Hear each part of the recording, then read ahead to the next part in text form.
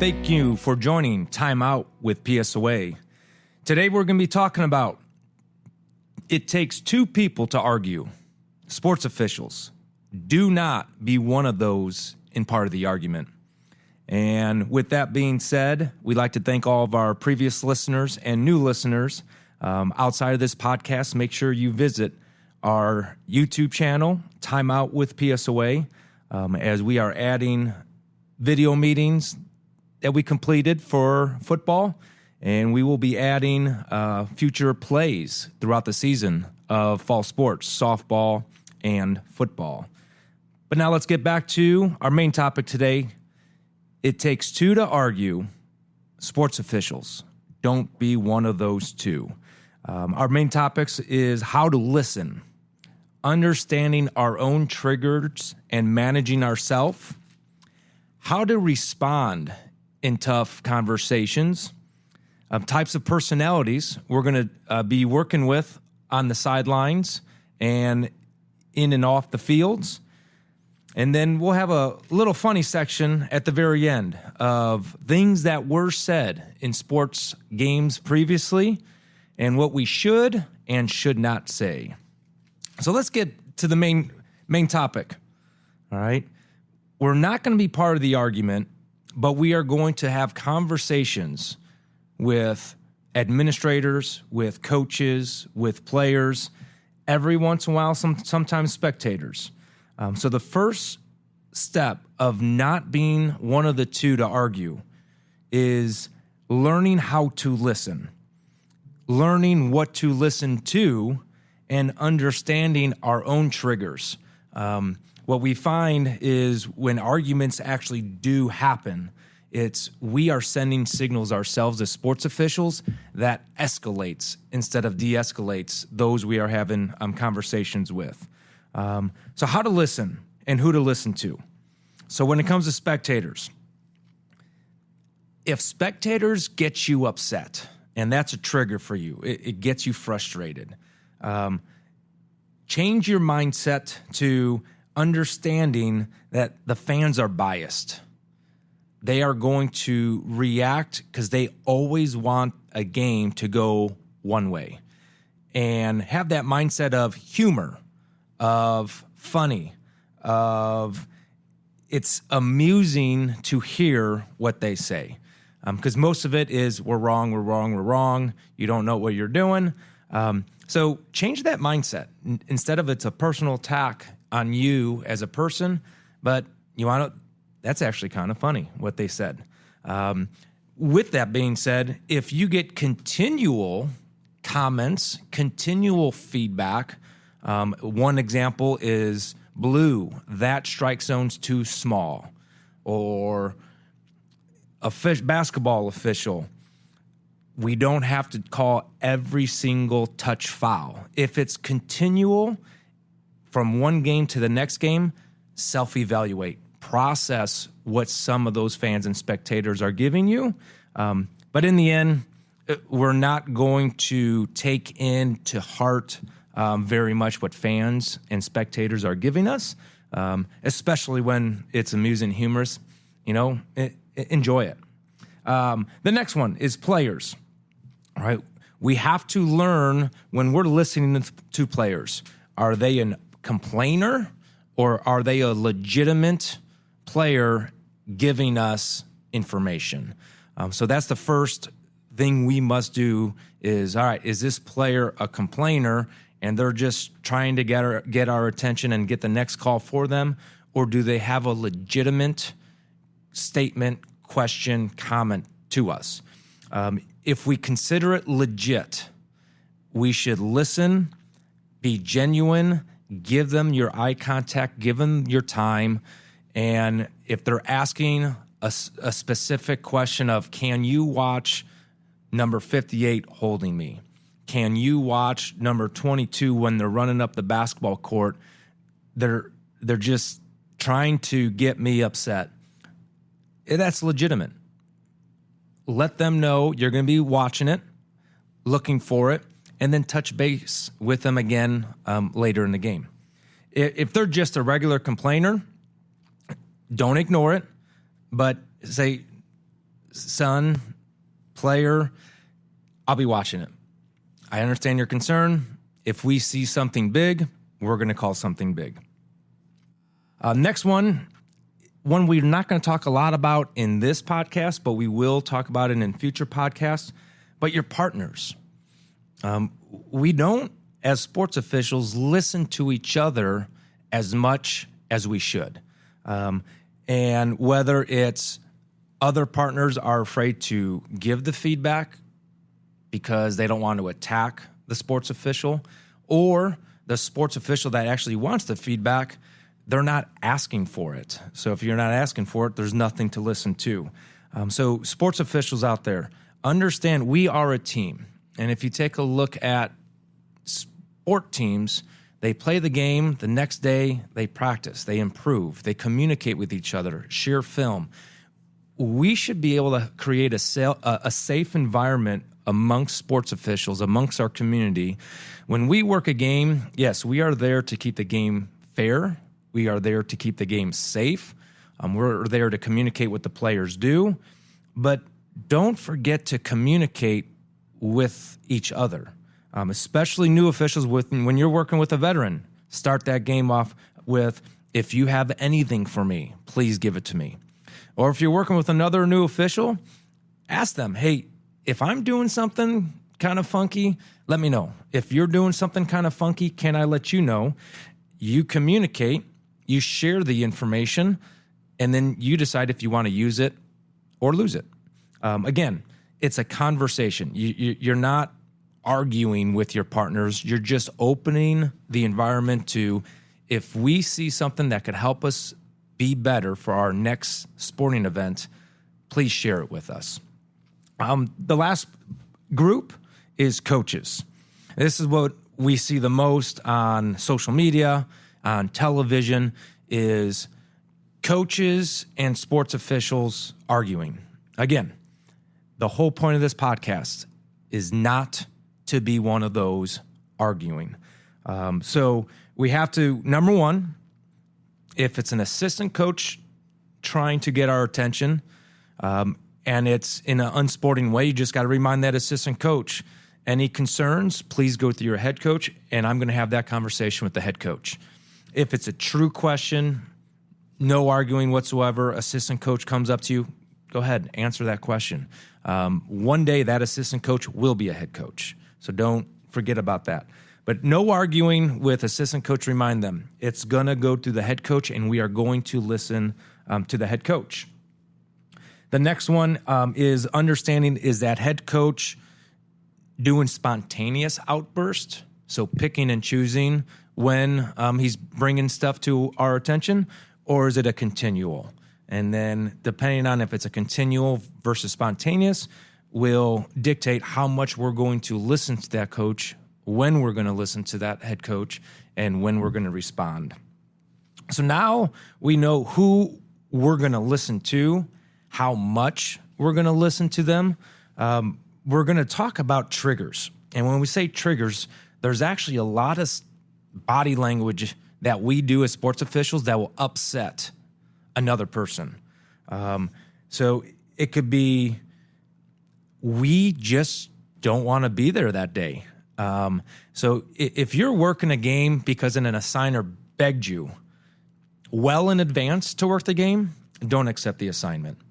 If the assigner calls you that afternoon, hey, can you work a 6 o'clock game tonight, and you are helping out the assigner, hopefully you say yes because you're feeling good to help out, not only that assigner, but those teams playing. But if there's truly an assignment that you have 2, 3, 4, 5 weeks in advance, and it's just going to put stress on work, stress on family, you've been there before, you haven't had a good experience, communicate with that assigner your concerns to avoid that trigger of you're frustrated of being at that game, at that site, on that date. Because if we enjoy the places we're going, the games we're working, we don't have that negative energy around us. People will pick up if you don't want to be there. So trigger number one, location. If you don't want to be there and there's a lot of time to find somebody else who wants to be there, communicate that with your assigner and supervisor. Second one is who you are working with and working for. There are certain sports officials that we like to work with. Once again, let those who are giving you the assignments know who you enjoy working with. I will say myself, it is a lot easier to drive 8 hours in a car with 4 sports officials I enjoy spending time with than it is spending 8 hours in a car or even 1 hour in a car with a sports official I prefer not to work with. You have to be able to communicate that to your assigner, because what we do leading up to the game, including travel, communicating and having those conversations with our partners will help us, again, want to be there, invest to be there, and enjoy the experience. So another trigger is who we are working with. Find people you enjoy working with. A little caveat to that, don't only work with people you enjoy working with, though. You'd be surprised, as you start working with other officials, you might enjoy working with more. You have to experience as many different partners as possible, but note the ones that you don't enjoy working with, share it with the supervisor and why. One more trigger to avoid to end the negative energy. Another one would be you're upset at a previous experience with a team, with a coach, with a player. Our eyes are very powerful. And when you look at a brand new car that you really, really like, we could see it in your eyes. All right. So if you had a bad experience with a coach, if you had a bad experience with a player, literally get past it. When you see that player, when you see that coach, show them and express to them, glad to be here today, coach. That's in the past. So don't let a previous experience with a player, with a coach, be a trigger before the game even starts. Be genuine. We had this experience. We're going to move on. We're going to have a positive experience today. We have to deal with these triggers. We sort of gave the example of communicating with supervisors, where, when you will enjoy to work. And it might not always be one minute away from your house, but you need to communicate that. Who you work with, communicate that. And then every single game is a new game. Everybody we come in contact with usually has other things going on in their life off the field. Somebody could have had a bad day. New game, new day. Make that first interaction be a positive interaction. And avoiding those negative triggers that we send off, if we're not aware of them, can prevent an argument, can prevent us being in that argument. So now that we know who we're listening to, what we're listening for, now we got to figure out, how do we respond to situations? Number one, it is never, I need to win as a sports official, you need to lose as a fan, player, coach, or partner. We want to be able to create an environment of sharing the facts. All right, so if there is a play, a coach does not like your judgment. Coach, in my judgment, number 78 made an abrupt movement, which simulated the snap. And that's it. Give them all the information. It's never going to be, I need to win as a sports official. You need to lose as a veteran official, as a coach, as a player. Just give your information and let them take it, or let them not take it. Let them have the last word once you give them that information. Another one that comes up is, when responding, only respond to the current situation, current issue. It's not what happened last year. It's not what happened last week. It's not what happened in the first quarter. It's, this is what happened on this play currently in the game. Don't get caught up into a long response conversation. Keep it short, keep it sweet, keep it to the point. Because when it comes to arguing, people want to keep on talking until we say something incorrectly. So the less we say, the less people could take as us arguing or continuing to argue.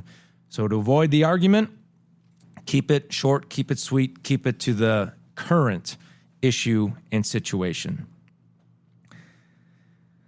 Handle the situation as soon as you can. And this goes back to any relationship we have. If there's something that is bothering a person and they keep it in, they're typically going to explode. So if you feel there's a buildup of frustration from a player, from a coach, from a partner, go to that person and ask them, is everything all right? I'll use a player example to begin with. We could see when a player gets frustrated. If we don't relax that player either via a teammate, a coach, or ourselves, that frustration is going to turn into violence. So when we see frustration, go up to that player, hey, is everything okay? And that player will then give you information. And now we respond to it. We handled it as soon as we can, as soon as we saw that frustration. We hear the coach start getting aggravated with their team on the sideline. That's usually if the team's not performing well, the coach is going to take it on the team first. Well, then when they don't respond, they're going to go to that next target, the sports official. So go up to that coach. Hey, coach, is everything okay? Are you seeing anything we're not seeing? Feel free to ask me a question. Again, we saw the frustration. We handled it as quickly as we can. And then the last example is a coach could be frustrated because they don't have the information. If you don't have the information, get the information. So baseball, softball, we have a pulled foot swipe tag. If you're the calling umpire, call time, get the coach back to the dugout or coach's box, get the crew together, share the information, and if need be, get that information back to the coach. Coach, the call was this because of this. Coach, my partner saw the same thing as I did. The foot was on the bag. Basketball, when we talk about it's not my call, coach, I can't call that. Don't say that to a coach. Hey, coach, I wasn't looking there at that moment. My partner had a really good look at it. Next time my partner's right next to you, ask them the question. Or I could ask my partner next time out and get you the information. Once again, I can't get the information right away. I see the frustration, but I'm going to handle it as soon as I can. I'm going to recognize I need to handle a situation. And then football. The great thing about football, especially in the high school and college level, is we have what we call O2O, official to official communication. So we have a walkie-talkie on our side. We have an earpiece in our ear. We really don't see very much on the football field. We really have to focus on our keys, on our zone. So there's a big football field. We have very little information. A coach wants to know why a pass interference was not or was called on the other side of the field. I have no idea. I could get on my O2O communication system and say, hey, Jeff, why was there no offensive pass interference there? Hey, Sean, they made a bona fide effort to catch the ball. Now we could get that information to the coach. And whether the coach agrees with it or not, we handled it quickly. We gave them the information quickly. They will respect they have the information. So handle it as soon as you can. If those first three things don't work, and not every single time they do, sometimes our response is rule book. You know, if you go back to our earlier podcast and styles of officiating, the purpose of rules is because we have something to fall back on to keep the game safe and fair. And so if the conversation does not de-escalate and the coach, player is going to continue to argue, now we have to go to the rule. This is where officials have to have thick skin. We're not going to take on a lot of abuse. We tried. But we are now going to enforce a rule as calmly and fairly, as unemotional as we possibly can. So as coaches escalate, we need to warn, we may need to enforce. And if the coaches and players continue the behavior, they're going to wind up ejecting themselves. So some examples. In basketball, we have a stop sign. So it is a very viewable cue to a coach or to a player. I heard you. I gave you information. Please stop. All right. So again, that conversation needs to end so we could continue doing what we're doing. If that doesn't work, we have the technical foul. All right. So technical foul in basketball. You don't want to grit your teeth and squint your eyes and break your 2 or 4 fingers when you're given a technical foul. It's just a simple blow the whistle, make a T with your hand, and go report it. You share with your crew what the player or coach did. That way another crew member could share that information, why the technical foul was awarded to the individual. Again, we try to stop it with the stop sign. Then we calmly gave a technical foul. Now that coach and player knows if I continue this behavior, I'm at risk of ejecting myself with the second technical foul. Baseball, softball, we have the opportunity to restrict to the dugout. So the coaches are able to come out on the field, coach in the coach's box. And if they lose that right because of their unsporting behavior, coach, you're restricted to the dugout. They're not removed from the game yet. You are just letting the coach know that behavior that you are showing in this sporting event is not the expected behavior. If you continue, you're at risk of ejecting yourself. What we have in football is a sideline warning. We, again, communicate with the coach. Coach isn't working with us very well, and they're in the team box arguing. It was not going to take 2 to argue. Now we're just going to throw the flag, give a sideline warning. All right. It is amazing the power of the sideline warning. Most of the times, not just for that sideline, but when one sideline gets a warning, the other sideline will be like, ooh, we got to back up. Ooh, this crew is not going to allow players or coaches or assistant coaches to yell at them and argue with them. After a sideline warning, make sure you communicate why they got the sideline warning and give a solution of what they could do to prevent the next step of sideline decorum and interaction with you and the crew. So responding is very, very important. Not only who we respond to, how we respond to them, but when we respond to them, because the sooner we respond, the more respect we'll get from those who we respond, more credibility, and the less buildup of frustration we'll have as sports officials. The next part of this podcast, we're going to talk about different personalities of all individuals that we're going to come in contact with when it comes to communication and the potential of arguing. We have the chipper, all right? The person who's a chipper who will make comments and statements, and they're not, quote unquote, talking to you, but the comments and statements are really directed to you, right? And what they're really trying to do is get underneath your skin. They're trying to get a reaction out of you, and an unprofessional reaction out of you. And because if they get an unprofessional reaction out of you, they might not have to work with you in the future. I call it, they might be trying to get you fired. Don't let them. All right, so how do you work with the chipper? Hey, coach. Hey, player. If you have a question, just please ask me. I will answer any legitimate question. And then I'm not talking to you. Okay. Can you make sure I know who you are talking to so I don't misinterpret your statements and comments? All right, so don't let that chipper get underneath your skin. Let them know, coach, if you have a question, player, you have a question, all you got to do is ask me. Or talk directly to your teammate, and I won't even pay attention to that comment or question because I know you're talking to your teammate or player. The next one is the intimidator. When I go out and watch sporting events that I supervise. Veteran coaches will intimidate new officials, and they don't intimidate new officials to be unsporting.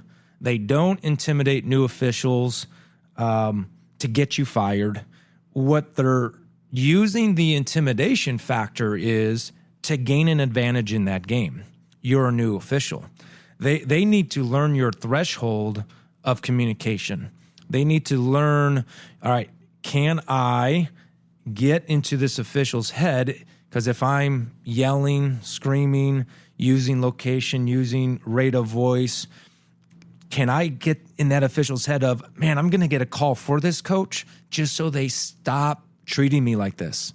And it's amazing how many times it works. So sports officials, if you have the intimidator, you do not have to be fearful of that coach. That coach does not have anything over you to decide your next assignment. Most of the times we already have our assignments the whole season. However, understand they're trying to get the next call. They're trying to figure out how much are you going to take before you enforce a warning. All right, they're feeling you out as a new official. So look them in the eye, give them the information, be firm, be clear, but do not be cocky and arrogant.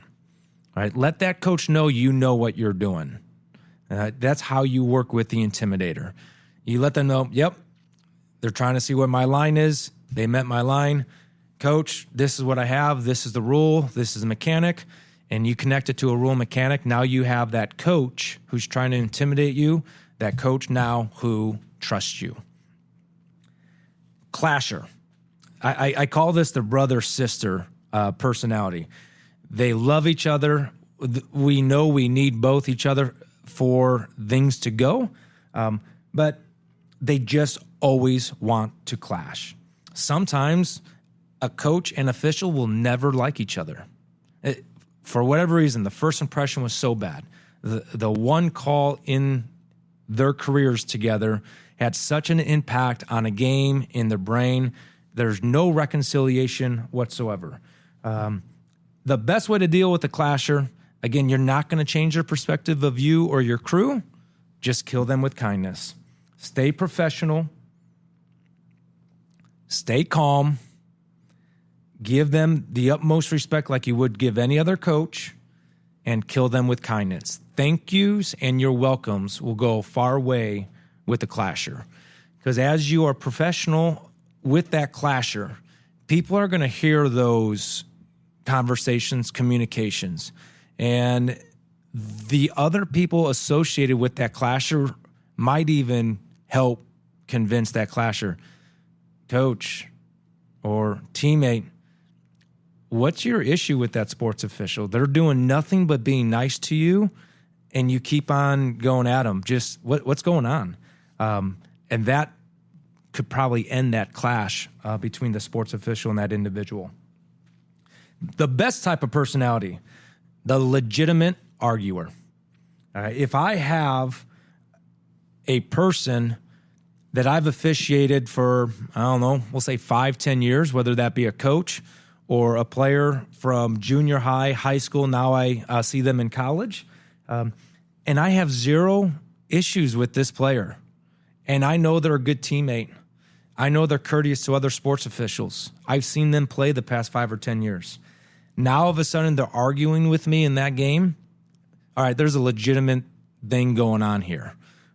I need to listen and process what is going on in this game that's having this person react this way, because they haven't tried to get in an argument with me before, and I'm not going to let them get in an argument with me today. So let's find out what's going on here.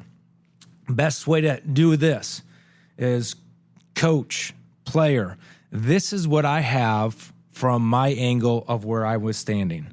What did you see? What did you experience? Let me know your perspective. And then if they give you a perspective and you're like, man, I might have missed that call, you just let them know. If I missed it, I didn't miss it with my heart. And let me explain that a little bit. As a sports official, a lot of people think We miss calls on purpose. We want one player to stay in the game. We want one team to win. We want this player to get a record. I'm getting back at a coach because of their behavior in the first quarter. That is not the case. We know that, but that's the perception. So let them know you're human. If I missed it, I didn't miss it with my heart, as in I did not do it on purpose. It's okay to have that communication with those players and coaches.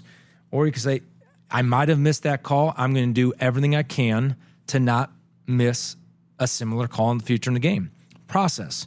Were my feet in the wrong location? Were my eyes in the wrong location? Was I even looking at the right spot? So if you have a legitimate arguer, listen and have that conversation. Get their perspective with the legitimate arguer. You don't have to get everybody's perspective, but when it's legitimate, definitely give their perspective. We're going to sum up this podcast of It Takes Two to Argue. Sports officials, please do not be one of them, with 10 tips. Tip number 1, when listening, listen first without interrupting the person that is giving you information. Look them in the eye, take in the information, start processing. How am I going to respond to the information? Listening is a very, very, very powerful tool. Number 2, when responding, include words that showed you listen.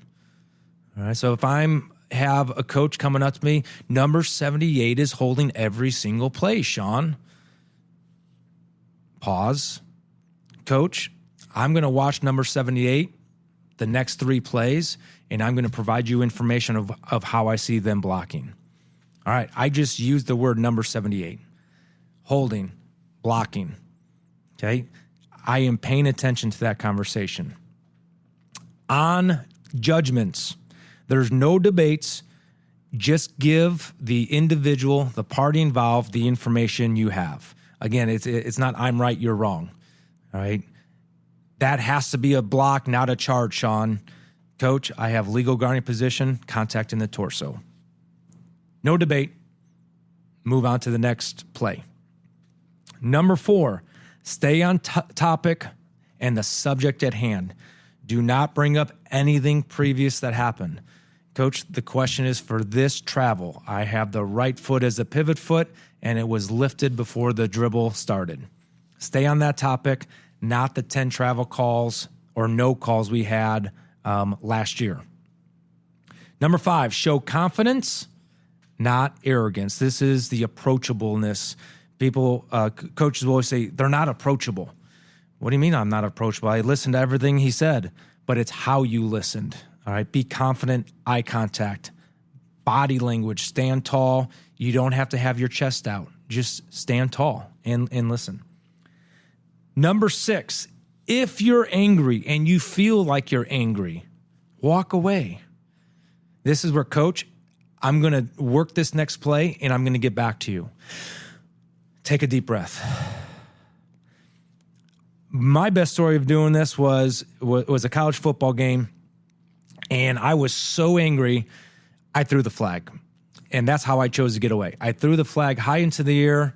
I went to my referee, and my referee saw the anger in my eyes, and he goes, Sean, what's wrong? I said, I can't take it anymore. I need a break. He goes, all right, so what do you need a break from? And I said, coaches and players continually challenging our calls. He goes, all right, let's just go sideline warning, go back to the head coach, let him know it's a sideline warning, and let him know the expectation of communications between you and him. And it was just that 15 seconds of getting away, taking a deep breath, and my referee giving me guidance of going back to that coach and say, Coach, it's just a sideline warning. Can you help me? If there's concerns from players and assistant coaches, could they have them go through you? I'm going to listen to you all day long. And you want to know what? We had no issues at that sideline the rest of the game. Number 7, share potential solutions. All right, so I gave that football example. Now I'm going to give the basketball example. Coach, if you continue to be out of your coaching box or team area, you're at risk of giving yourself a technical foul. When you are in your team area and coaching box, I'm going to be able to listen to you easier. So now I found a solution. Don't come out of your box yelling and complaining. When you're in your box, ask us a question. We're there for you. So make it a solution for the behavior that you're trying to fix and prevent that argument. Number 8, no threats or ultimatums. Give choices. All right, so coach, you say one more word and you're given a technical foul. I love you, Sean. Wow, they just said 4 more words. I hope you don't give a technical foul for those words. Okay? No threats, no ultimatums. It's the warning. Coach, player, if you continue this behavior, explain the behavior, you're at risk of getting this. So it's not even officials giving the penalty. It's the players and coaches making that choice. Number 9, you will not please everyone. Understand that. You're in an awesome sporting event. Half the crowd is going to boo. Half the crowd is going to cheer. Embrace that. Don't take it personal. When we don't take it personal, we're not going to get involved in the argument. But we'll be part of the story and be able to share the story. And number 10, as we always say here on Time Out with PSOA, sports officials, you're only as good as your last call. If you think you missed it or if you know you got it right, doesn't matter. Forget about it. Move on to the next play. Be great on the very next play. So you're only as good as your last call. I'm going to try to wrap it up here in another minute. But these are actual statements said in sporting events. And hopefully it gets a couple chuckles. And hopefully it prevents some of these statements so you're not the one causing the argument.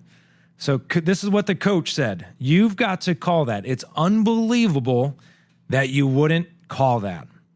Officials, do not say this. If you're going to complain about my lousy officiating, I'm going to complain about your lousy coaching. There goes the argument. All right. Instead, you cannot quote silence. So that could be the stop sign. That could be your sideline warning. That could be your bench decorum warning. Or, coach, if you have a question, I'll be glad to provide you with an answer. Okay, again, it takes 2 to argue. Don't be one of the 2 to start it. Coach, the fouls are uneven. So coach is telling sports officials the fouls are uneven. Don't say this as a sports official. Don't worry, coach. We'll get it evened up. Again, how do you think they're going to interpret that? Man, those next 5 calls, and now the fouls are 5-5. Wow, that official is biased. They made sure it was even.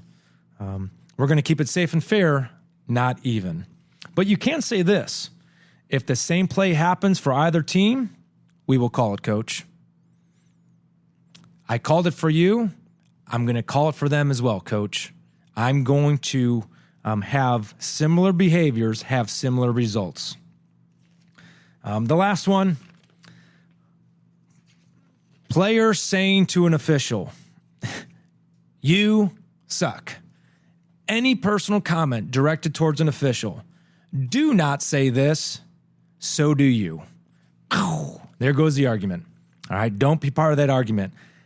If anybody makes a direct personal statement to you as an individual, you cannot quote silence. You just immediately go to the rule book and penalize. Yellow card, maybe red card, technical foul, unsportsmanlike conduct foul. We always have a penalty we can enforce by a rule book. So do not be one of those causing the argument, continuing the argument, and extending the argument. It takes 2 to argue. Don't be one of them, sports officials. Thank you for taking time out today with PSOA. Make sure you visit our YouTube channel. In the upcoming weeks, we have a lot of information coming from previous meeting and reels. As the fall season starts, we're going to find softball plays. We're going to find football plays. We're going to put 30 to 60-second clips up there and explain what the call is and why it is. Sports officials, until the next time out with PSOA, you're only as good as your last call.